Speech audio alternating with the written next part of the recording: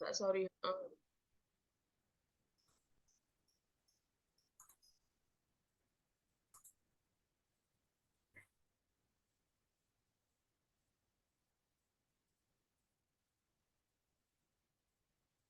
Assalamualaikum warahmatullahi wabarakatuh. Kami dari kelompok 4 akan menjelaskan tentang penilaian dan evaluasi pemahaman dalam UBD, kemampuan perspektif. Kemampuan perspektif itu sendiri adalah upaya dalam melukiskan sesuatu pada permukaan yang mendatar sebagaimana yang sudah terlihat oleh mata telanjang dengan 3 dimensi, yakni panjang, lebar, dan tinggi. Selain itu, perspektif juga mempunyai makna lain, yaitu sebagai sebuah sudut pandang dan pandangan. Menurut Sumatmaja dan Winardi 1999, arti perspektif adalah cara pandang dan cara berperilaku seseorang terhadap suatu masalah atau kejadian. Kemampuan perspektif ada kredibel, mengungkap, wawasan, masuk akal, dan tidak biasa. Yang pertama itu ada kredibel, artinya dapat dipercaya. Indikator penilaiannya adalah peserta didik dapat mengembangkan sikap terbuka terhadap sudut pandang teman. Peserta didik dapat memberikan contoh yang bisa ditemukan dalam lingkungan sekitar. Cara membangun kredibel peserta didik mengajarkan peserta didik bersikap terbuka terhadap semua sudut pandang teman. Mengajarkan peserta didik untuk mempelajari materi berdasarkan lingkungan sekitar sebelum mereka menyampaikan.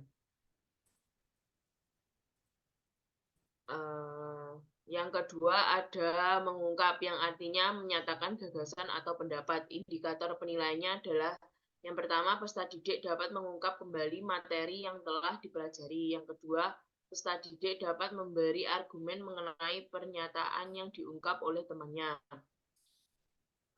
Selanjutnya, cara guru membangun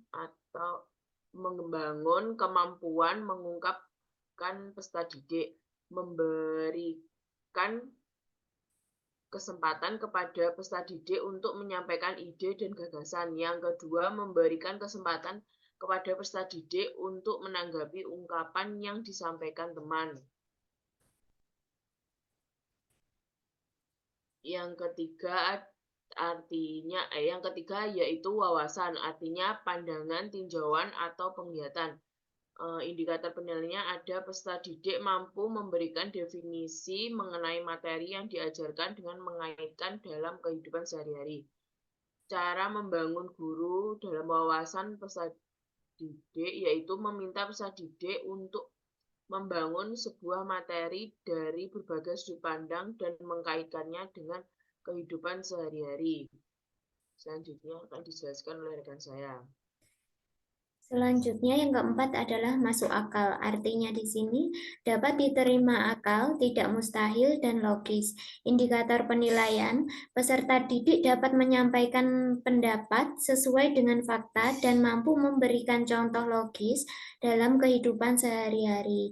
Guru dapat membiasakan peserta didik untuk memberikan contoh sesuai fakta atau kejadian yang sebenarnya.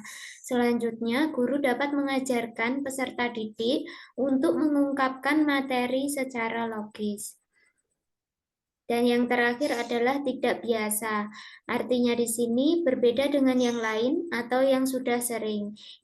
Indikator penilaian peserta didik dapat memberikan ide-ide baru atau solusi dari sebuah permasalahan.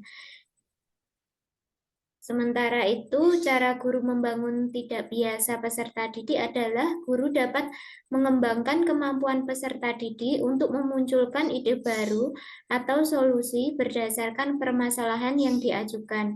Guru melalui pembelajaran berbasis masalah.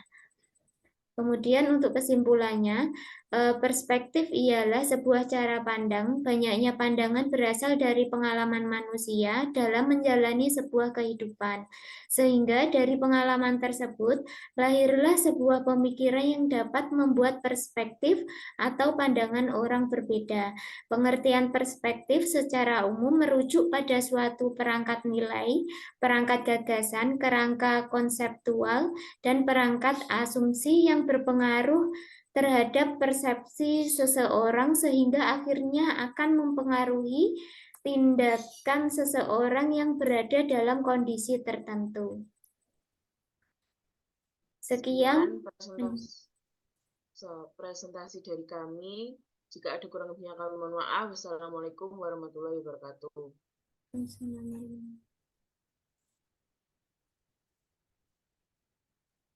Yes,